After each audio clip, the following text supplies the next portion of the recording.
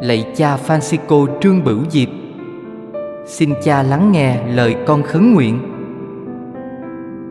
Cha ơi, con xin phó thác mọi khó khăn, lo lắng của con trong tay Cha.